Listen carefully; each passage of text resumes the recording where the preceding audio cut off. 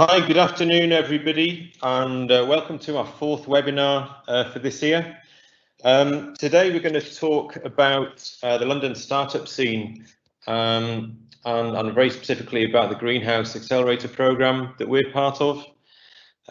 So the format is similar to the previous talks, where we're going to do a 15-minute bite-sized talk on a single subject.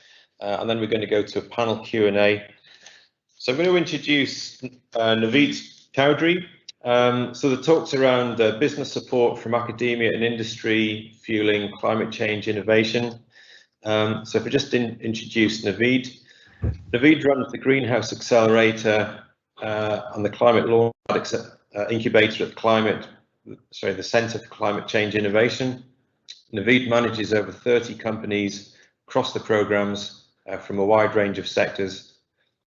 Naveed also advises the world's first conservation venture studio, Oxgav, and at RAIA, a newly established early stage VC fund. He also advises the EU's €10 billion climate focused innovation fund and acts as an advisor and judge at Tech Nation's Net Zero programme. Naveed's also a trustee at the National Energy Foundation and serves as a mentor at several tech accelerators too. Naveed holds a degree in geography from the University of Oxford. So I'll invite Naveed to give his short presentation and talk, and then based on some of that content, I think that will set us up for the panel discussion. So panel discussion will run from about 1:15, and I'll introduce the panelists when we get to that stage. So Naveed, if you're happy to talk, without further ado, I'll hand over to you. Great, thanks, Tony. Can you still see my screen? Yes. Yeah, perfect. Okay. Yeah, so I'll just, as Tony mentioned, give a brief introduction to the greenhouse and talk a little bit about the learnings that we've had over the past few years, and then look forward to the panel discussion straight after. I think, as Tony's mentioned, any questions related to the presentation, feel free to drop in, but there will be a time for Q&A later. So the greenhouse. So as Tony's mentioned, Oleg is part of this program and is one of the 30 pre-seed startups that we aim to support per year. So we have 15 teams on the current cohort. We'll have another 15 teams joining us in July, and we're effectively supporting those individuals and teams who are ready or at the cusp of actually starting to work on their idea on a full-time basis. So I've outlined on the left, a little overview of the way the program works. So, we invite applications, obviously, from anywhere in the UK, as long as the teams are able to focus and spend time in London as part of the program. We actually have a slightly unique way of selecting our teams. Rather than doing interviews, we arrange and host a bootcamp where we invite 20 to 30 teams for each bootcamp and spend a couple of days with them. That gives us a fantastic opportunity to actually get to know the teams, and also provides an interesting learning environment for the teams themselves. Once they join us, we have two key phases, and at the moment, Tony and the Oleg team are on and completing phase 1, which is what we call the germination phase, but it's essentially customer discovery. And we aim to basically push the teams in that window to go out and learn as much as they can about their potential target market and also their product. We encourage them to do as much of that as they can, because it strengthens the case for the proposition that they're providing. And hopefully at the end of it, it results in them having a well-tested and validated business model. And once that's done, they go on to phase 2, the propagation phase, which is focused on commercialization. And in that time, we're encouraging the teams to actually take the first steps to building a self-sustaining and viable business model. So by the time they leave us at the end of that 12-month period, we're hoping that they will have either identified their first customers and maybe have a pilot arrangement in place, perhaps have their first revenue coming in, or having their first commercial investment come into their business. So what do we provide? Overall, we provide grant funding for the teams, which can be up to 40,000 for the teams that get all of the grants available to them. We provide obviously a host of coaching support, the bootcamp as I've mentioned, a wide range of masterclasses and workshops as well. We look to provide a range of talks. This will involve alumni, it may be investors or other members of the greenhouse community to come in and talk to the teams, talk about their experience, and hopefully allow them to learn more and gain the benefit of their experience. We've introduced a structured mentorship program this year, where again we'll be inviting and hosting lots of experienced stakeholders from across the ecosystem who will come in and spend individual one-on-one time with the team. And then we arrange towards the end of the program an investor day and an investor event where we'll invite a number of investors from across the community to come and learn from the startups themselves and hear from them. Something we do on an ad hoc basis as well. And then office space and also an active community. So I'll talk about that a little bit more when we come on to some of the benefits of being part of the program. So Tony's asked me to talk a little bit about the legacy, the lessons learned, and the benefits that the startups have gained over the years. So the greenhouse itself is a brand new program. It launched in January this year and will be running for at least the next 4 years, and obviously we hope for much longer. The greenhouse actually builds on the legacy of a program we ran previously called the Climate KIC accelerator. So we at Imperial College have actually been running innovation programs for nearly 10 years now in the climate change ecosystem. And we were pioneers in the space. This was the first dedicated innovation program when it came to climate change in the UK. And something that in our view goes from strength to strength. So it's been nearly 10 years now. We've had over 100 startups that have gone through the program in that period of time. We've had a 65% graduation rate. What that means is basically 65% of those teams that joined the program hit a target of achieving over 100K of revenue or investment over the 12-month period that they were with us. Obviously, a number of those hit that target later on. So that's not to say, those that didn't hit that target failed. A number of those have become thriving businesses and are still operating today. But measuring from that target, 65% of them hit it. And of those 65%, 95% of them are still active today. $275 million has been raised by those graduates since they've been on our program, which is a massive return on investment if you want to see it in that way. They've created well over 1,500 jobs now, and around 5 of those startups have actually achieved exits, often to other bigger businesses in the industrial space that they're operating in. So in terms of the lessons learned from our perspective over the 10 years that we've been doing this, first and foremost, commitment is key. So those startups who have joined us who maybe have been a bit 50-50 about the vision that they were proposing to follow, or were maybe in two camps around their commitment to actually working on their idea full time. We've seen those fail more often than those who have come in, have been very, very committed to their idea and have been able to give it their full focus, or at least work towards that full focus. They have invariably been more successful. There are obviously exceptions along the way, and obviously teams go through a transition period very often, but that's been a very, very important factor in the teams that have been successful. Flexibility being important. So very often teams come and join the program and have a very very clear idea of what they want to do and what they think they will impact when it comes to the space that they're targeting. But the customer discovery period is an important one for the teams, and flexibility is key. So when you do hear something maybe unexpected, or something you perhaps didn't want to hear as you're doing that customer discovery, it's important for for those teams to be flexible and to be able to actually take that kind of feedback on board and incorporate it into their business model going forward. Obviously, things going wrong, I think that's a given in the startup space as a whole. It's more about how teams react to that and actually move forward.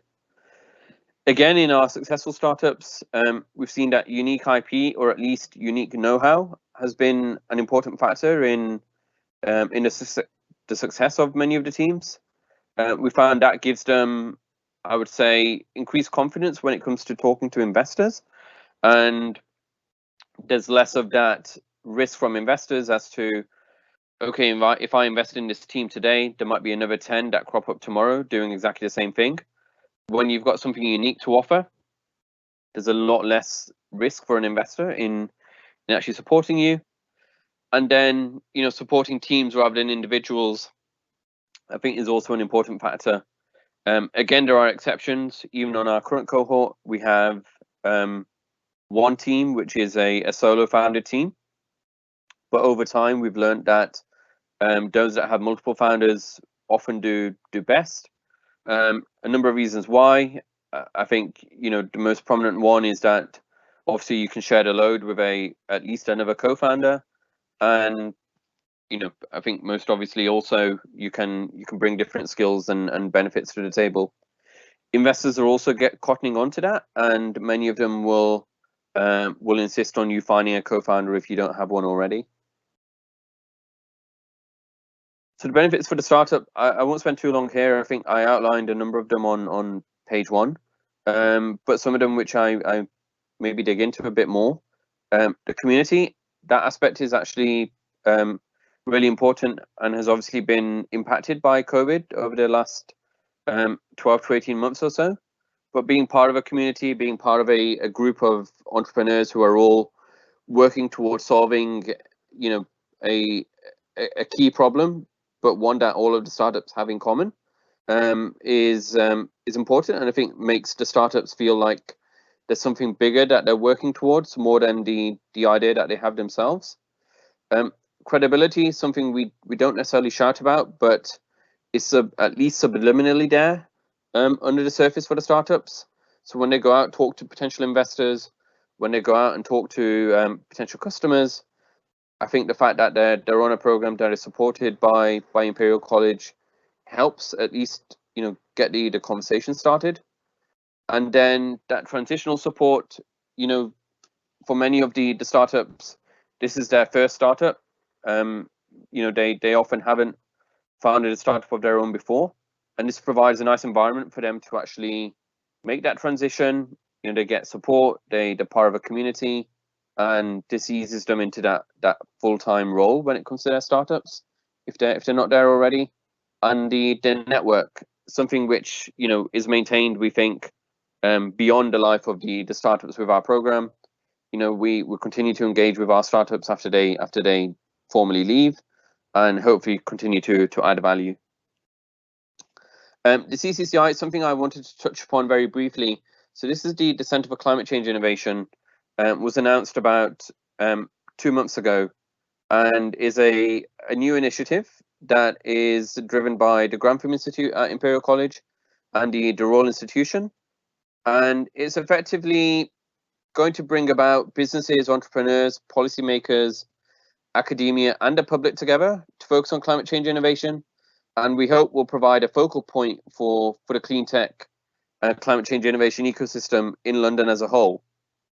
Beyond being a focal point, we want it to actually drive pioneering solutions. We want it to be an opportunity to actually, bring together the energy and the innovations of the people who are looking to tackle climate change, and hopefully transform the industrial space in the UK as a whole. It's a nice kind of segue into what Tony set this up for, which was to look at and think about academia and industry when it comes to climate change innovation. So the CCCI is a really nice example of that, because Imperial College obviously brings a huge amount of academic know-how, and we've had a huge amount of industrial support as well.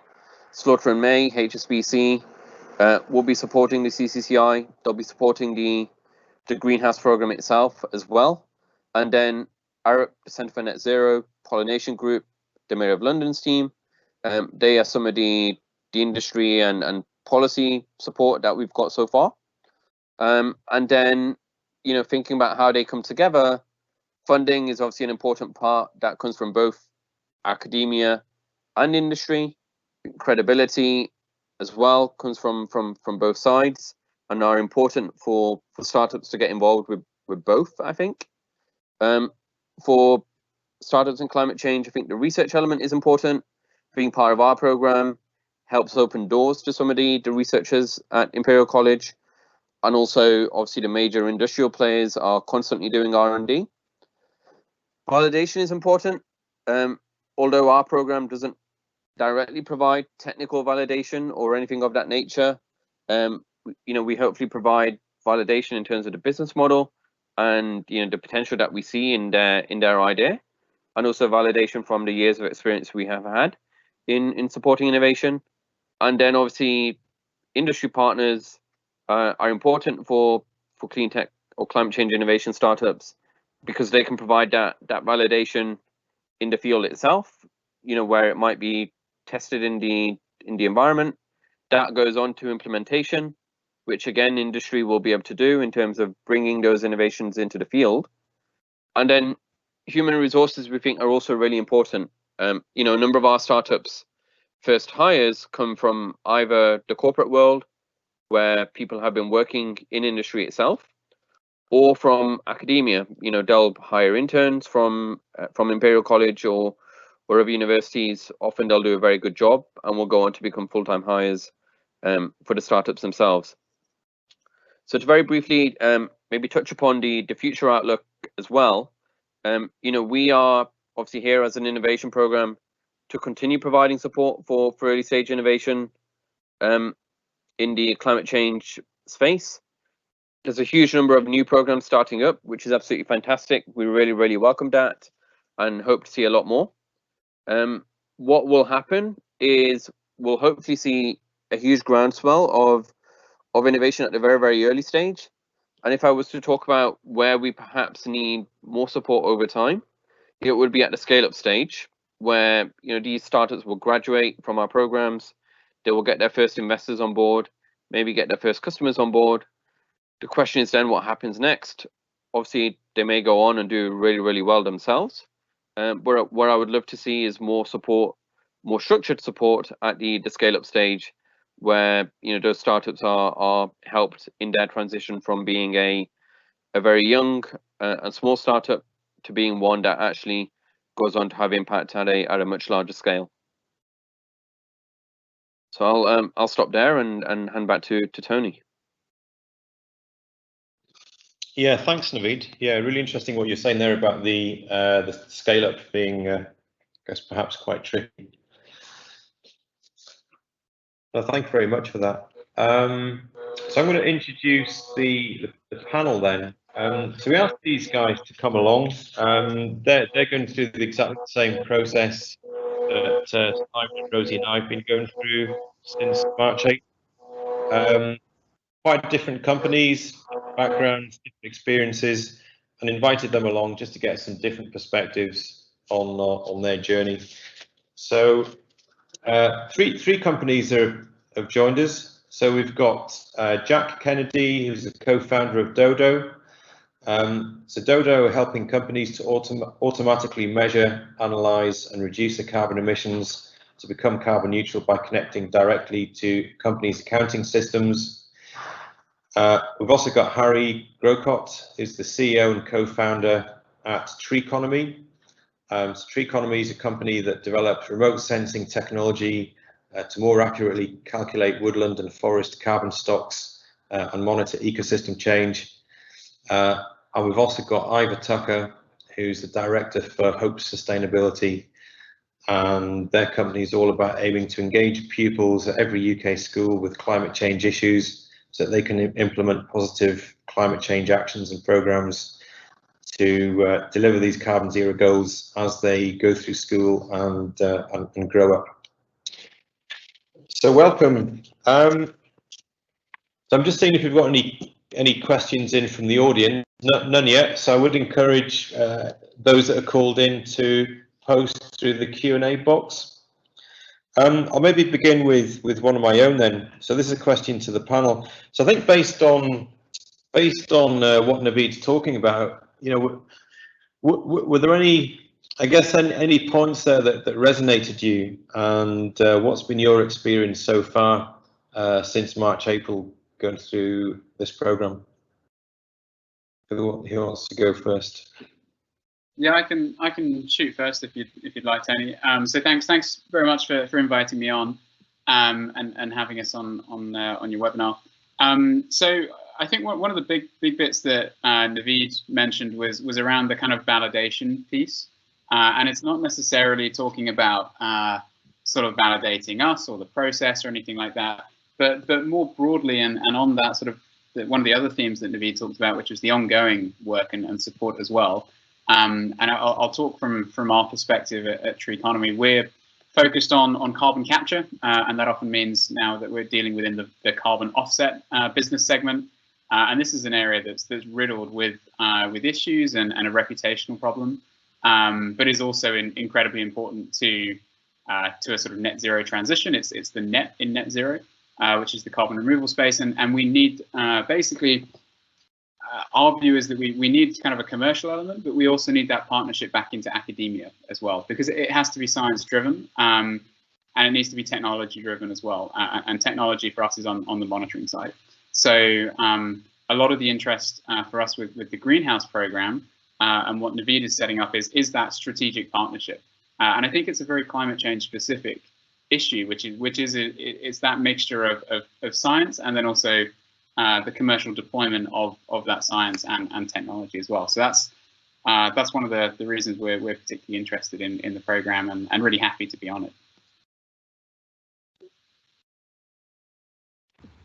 Yeah, from my perspective, hi all, and thanks for the invite as well.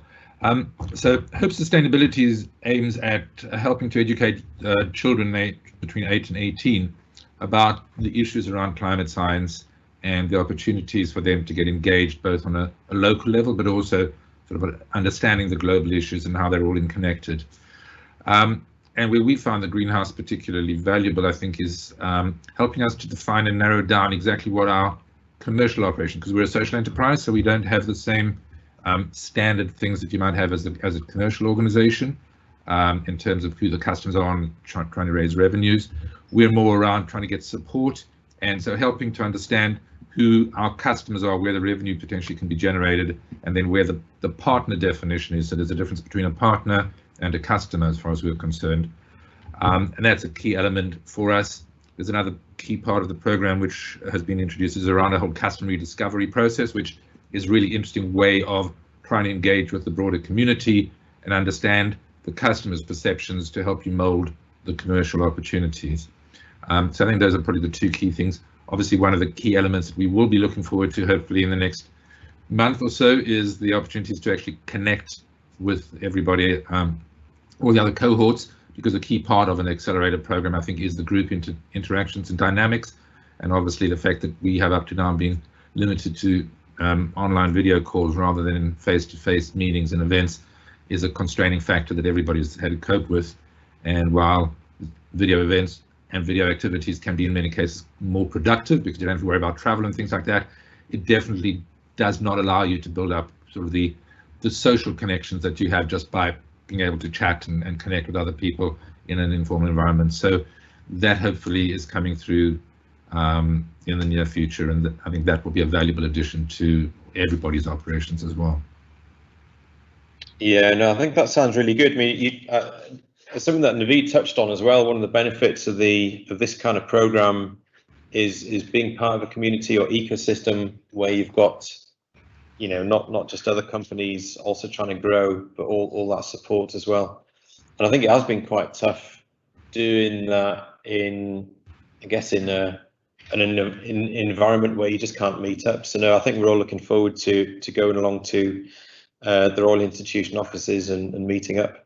And I would say, I think Jack's already in the Royal Institution. That's where he's calling from at the moment. So I think believe he's the first of the cohort to actually start using that space, which is great.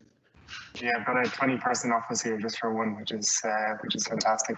But no, I think like not to sort of go over the points that everyone else has mentioned as well, but I think for me, when you look at what else exists out there, usually a lot of acceleration programs are either sort of 6 weeks to 12 weeks, and they're very sort of short, and you don't have really time to develop. I think what's unique about the greenhouse is that it is 6 to 12 months, hopefully, and alongside that you get quite a lot of space and time to develop, and not just your sort of product, but also the relationships within that as well. So I think that's key for me as well, the sort of lengthy time, where it's not as if you just have to sort of hit the targets and you're like put out the other side of it. It's a good bit of space to understand your idea and get a bit more creative with it as well, which I think is really helpful.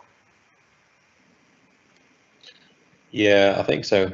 I guess my reflection on the process so far, I guess I had some kind of a notion that it was a much more scary, you know, kind of business focused, you know, not quite like an MBA boot camp, but probably something like that. And I guess I've been struck at how natural it all feels. You know, there's a big emphasis on the customer discovery at this stage anyway, which I understand is fundamental. But you know, it kind of feels a lot more natural and community based than maybe I was expecting. Yeah, I might just jump in there, Tony. I think you know, one of the opportunities, as Jack said, that we have because of the length of the program is that kind of almost interact with the teams as individuals. So it's not, you know, as if we've got 15 teams, but we've only got 2 months to work with them, because we do have a year. It means we can get to know them and develop that relationship, and actually you know, support them in a much more individual way. And I think you know, all of you guys, the rest of the teams, you know, many of you will get to your end destination anyway, you know, in terms of the commitment you have and the ideas that you're working on. What we hope is, you know, hopefully we can help you get there by making fewer mistakes perhaps, or, you know, getting to your natural destination a bit more quickly, just through the benefits of the experience, because, you know, we do need these innovations to come through as quickly as we can. And it's not to say teams won't still make mistakes, of course they will, but hopefully some of the more obvious general ones we're able to help them spot and avoid early on. Did I say recently that the applications are now open for the next cohort? Did I get that correct, or have they closed correct, already? Yeah, no, they're open for another 3 weeks, I think. So I guess for me that maybe leads to a couple of questions. So one is, you know, what advice might you give to somebody that's, you know, maybe in a situation that they recently started up a venture for whatever reason, and thinking about a program like this? And I guess the other question is, maybe one for us, you know, so we kind of interact within a cohort. Is there an opportunity for us potentially to interact with the other cohort? You know, I don't know if that's something that's really done or not. Might be an interesting thought. Yeah, I'll maybe kick off, and love to kind of hear everyone else's views around when they applied and what they thought about when they were making that decision.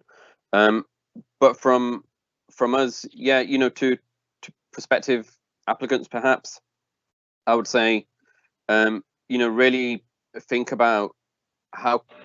Really, number one is how committed are you to the idea, and, you know, I think you can almost determine that within yourself. You know, is this something you really want to do?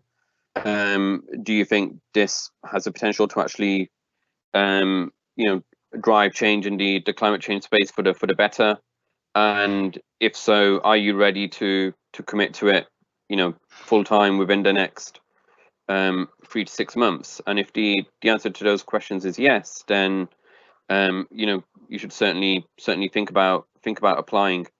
And, you know, we have a website where the application form is open, which I'm not sure if I'm able to drop into the chat, but maybe maybe Tony is able to at some point.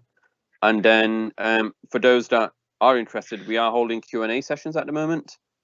So we have the second one on Thursday this week, and then we have a final one, I think next week or the week after. So there are opportunities to join that, and you can ask me more direct questions about the application process and actually joining in itself.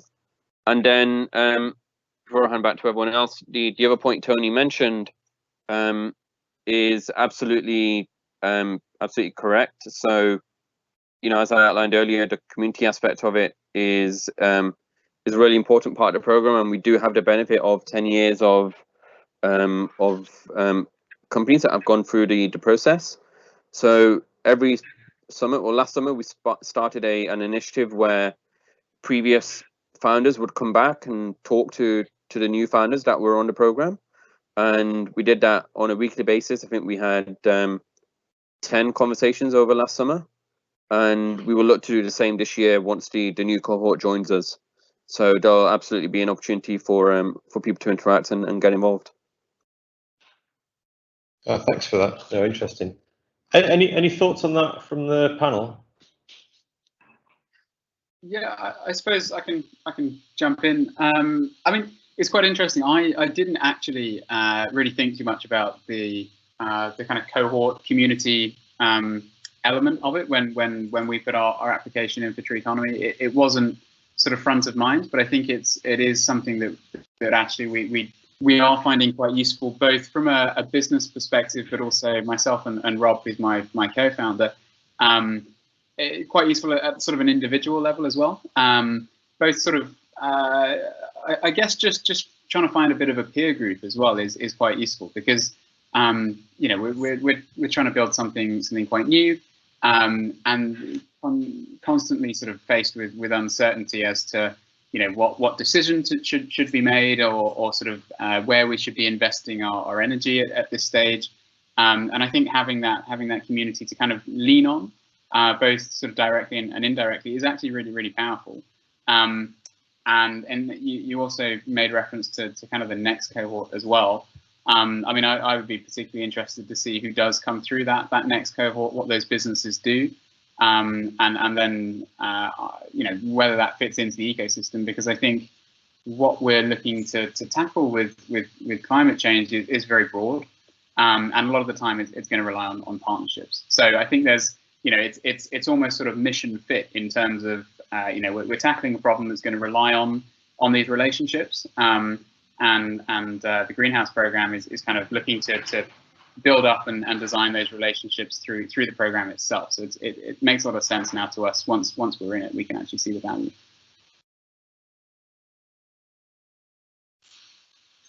Okay, thanks, Harry. Anybody else? Jack, Ivor? I think with this as well, it's interesting. What I always find is a lot of companies are doing very different things, but a lot of good ideas come from that difference.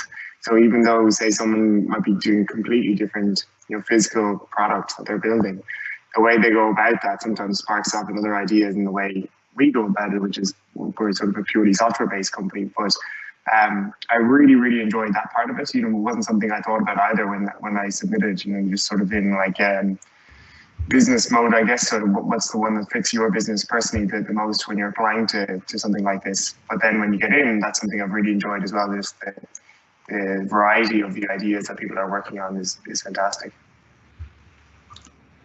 Yeah, I agree with that. I think it's the range of different businesses that are involved, and the fact that there are opportunities to share experiences, to share knowledge, provide recommendations about things that have worked, haven't worked, or relationships, you know, with professional support, etc.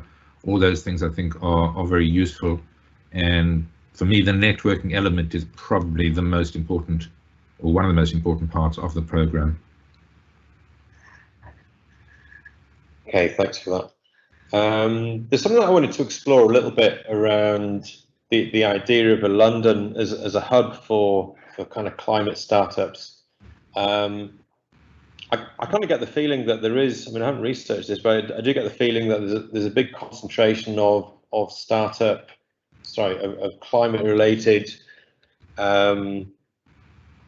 startup support, incubators, accelerators around London. I'm not sure if that's entirely true, but Naveed, what's your thoughts on that? Is that true? Are there other concentrations around the UK?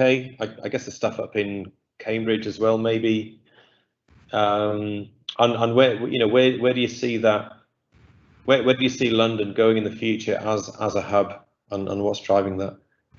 Yeah, it's a good point. I think you're right. There is a big concentration in London at the moment, and more programs are getting started, or at least being worked on at the moment. So I think that ecosystem is only going to grow over the next couple of years, and in a way that's beneficial. It can lead to a kind of like clustering effect where it does attract broader attention and invite a wide range of stakeholders that will be of benefit to the community as a whole.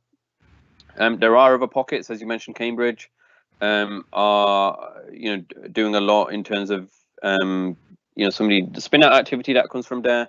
There's a new program that started off there relatively recently called Carbon 13, which is more about taking entrepreneurs and creating new startups.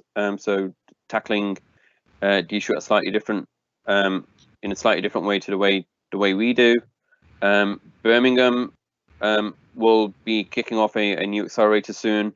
So they have received support from HSBC in the same way that we have as well. And Edinburgh had one under the Climate Kick partnership that we were operating under previously. We hope that there'll be a new one there at some point as well.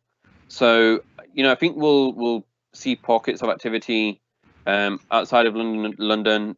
I hope that grows and that we see more. But just as importantly, I think, is the interaction between London and the non-London entities. So we spoke to Birmingham, for example, about the different benefits that being in London provides versus being in Birmingham.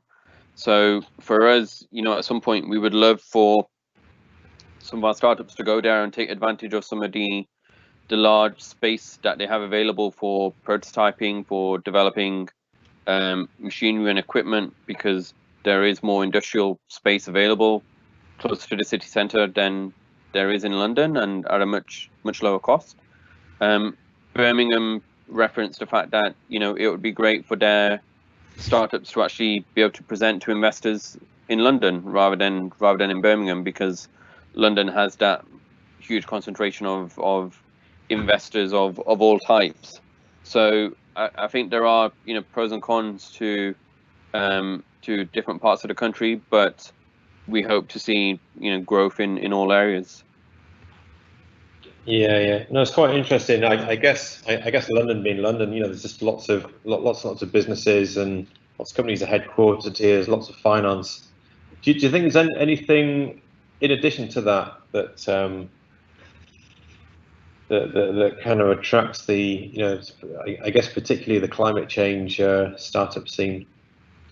Yeah, I think the concentration of universities helps. So there's a lot of the big climate institutes are in the London universities.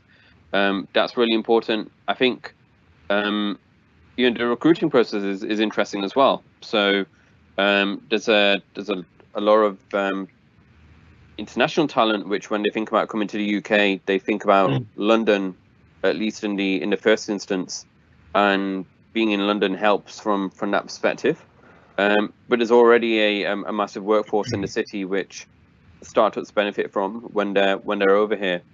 I think when it comes to climate innovation itself, I think some of the factors that are maybe helpful are that there are a number of broad organizations relating to climate. Some of the investment institutes and the type are in London, and that's helpful. And obviously it doesn't do any harm being close to the policy making scene and everything else that relates to that, given I think some of the significant changes we need to see to actually tackle climate change successfully. Harry might have a bit to say to that, especially in relation to his business, but I'm sure there's factors relevant to Jack and Ivor as well. Yeah, certainly. I mean, yeah, there's a lot of institutional investment now that's orientating itself towards sort of carbon removal investments rather than just offsetting and buying it. They're actually, you're looking at asset managers now viewing a totally new asset, well, supposedly a totally new asset class. It's actually one that's been there the whole time in sort of natural capital, but then obviously one of those streams is carbon removal as a service and a revenue stream, and then beginning to actually track it, quantify it, price it, and use that as a cash flow that can be built around, and you can design investment structures around it. So yeah, I mean, for us, there's an obvious draw to London, and we've had a fair bit of inbound interest from investors trying to weigh up this area and understand exactly how it works. So being, I mean, it's a little bit strange. We say being close to them is useful. We still meet on Zoom, so it's not actually had an enormous impact yet. But again, it's, you know, when life does come back to normal, and we are based in the Royal Institution in the middle of London, it will be a lot easier for us to get those conversations from just early conversations to actually implementing and doing something. I think that's when the real value will come in for us. Yeah, I'd agree with that. Any comments from Jack or Ivor? Anything else you want to? I don't think there's much to add on that one. It's, you know, clearly being in central London and with the cash over the Royal Institution behind it as well, I think adds a lot of credibility to any discussions that you're having. But you know, once the door is open, you still then have to, you know, make your case for your proposition. Yeah. Okay. We're just looking at the time. I think we're coming towards the end of our time slot. Are there any closing remarks from the panelists? You know, any other experiences or learning points, or you know, things that you didn't expect going through the greenhouse program? And how do you think it's setting you up for the next 6 months ahead? I think, like, for us as well, particularly, that discovery point was really crucial. Like, we've been doing discovery quite a lot in general, but sort of setting the target for ourselves of, you know, 35 to 40 interviews was really, really useful. I think very unexpected, and some of the workshops around that were really great. And then I think Naveed touched on it a small bit as well, but maybe the validation that you get from being part of the program as well. You know, even on calls that we've had, you go from a very sort of unknown resource to something that has a bit more credibility, and it sort of bubbles under the surface there. But once you're associated with an institution like this as well, it's very, very helpful. So that was something that was quite unexpected. Thanks, Jack. Yeah, I can add as well. I mean, I think that the structure is really helpful, and obviously as Naveed's been outlining in the presentation at the start, it's been useful to stick to, but it also just adds to that kind of traction piece. Whenever we're speaking to an investor now, it's what traction have you got, and this helps build that tangible and kind of intangible traction and momentum, and that's been one of the really valuable bits for us in kind of building that up over time. I'm just wondering if Simon's still on the line. I don't know whether Simon, if he's still there, would like to chip in. Any final comments before we finish? Maybe he's not there. I'm not sure. Ivor, any closing comments from yourself? Just that, yeah, anybody that's interested in applying should definitely do so. It's just going through the exercise. Applying, I think, is useful, but yeah, there's real value in being part of a collaborative group like this. I would definitely encourage any startup or early stage business to take advantage of the connections that it offers. Yeah, no, it's an interesting thing you said. So Simon and I guess back in January, we talked about, should we apply for these things? And I guess my view at the time was even if we try and weren't successful, I think going through the process, it forces you to try and address and write down some of the hard the questions about what you're about, what your purpose is, where you see the idea going. And I think even if you don't get through, I think any feedback you'd get is really helpful feedback. So that was very much my approach as well.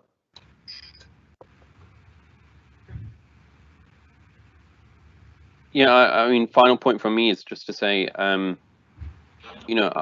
don't think there's been, in the last 10 years, I don't think there's ever been a better time to actually go out to try and create a climate-focused startup.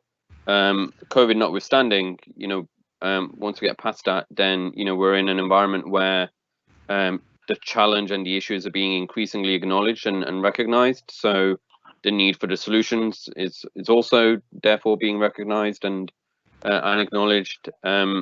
Investors are cropping up very, very frequently now in this space and starting to focus on climate as an economic opportunity, which it is, quite frankly, because the way in which our economy is built and operates will need to change and will change.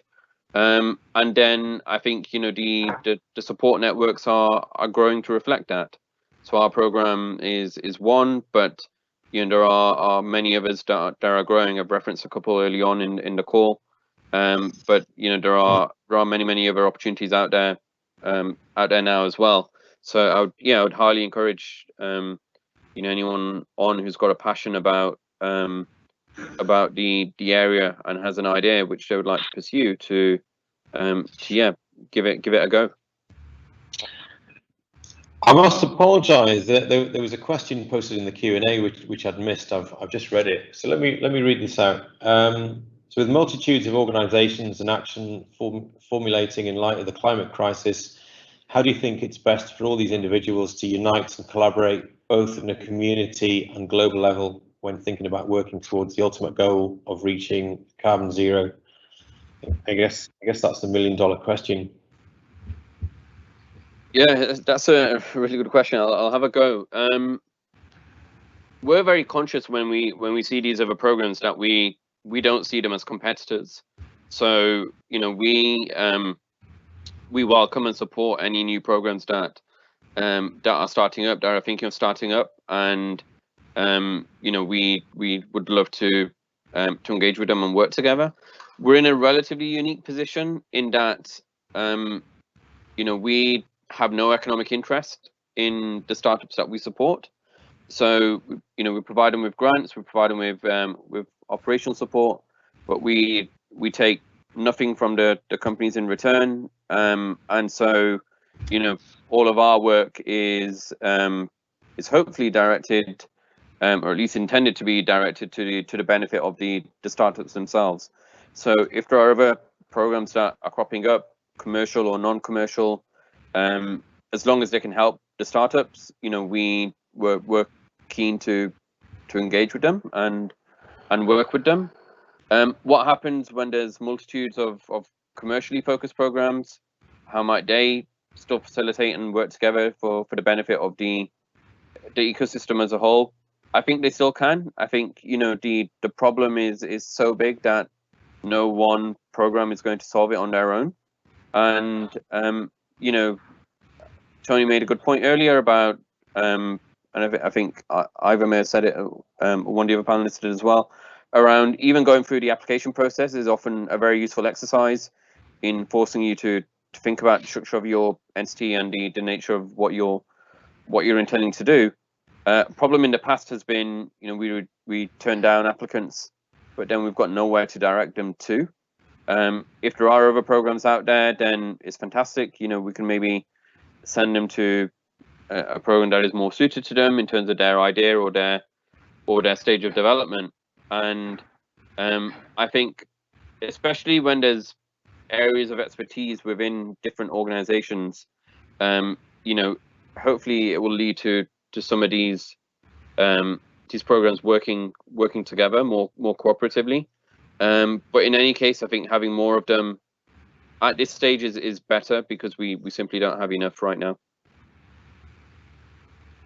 Great answer, thanks. Yeah, it's kind of interesting talking about collaborating. I mean, we started off you know, talking about what we think we can do and how it's a little bit different. And then we talked about, you know, competitors maybe partly already doing some of this stuff. And I think our thinking has really evolved from seeing, you know, certain companies, so let's say consultancies, also offering support and advice and tools. So rather than seeing them as competitors, thinking, well, you know, we can actually help them. You know, they could be, you know, possibly a customer, or they can collaborate with us to make things even better. So yeah, it's a different way of thinking, and I think that's the key to tackling a lot of this. Good. Okay, I'm just looking at the time. It's 10 to 1, so I propose that we stop there. So I just want to thank Naveed, Jack, Harry, and Ivor for your contribution. Thank you very much. I'm just going to finish the broadcast now, and yeah, we look forward to seeing you soon, hopefully at the Royal Institution. Great. Thanks. Okay. Thanks for See you organizing. guys. Thank you. Bye. Bye.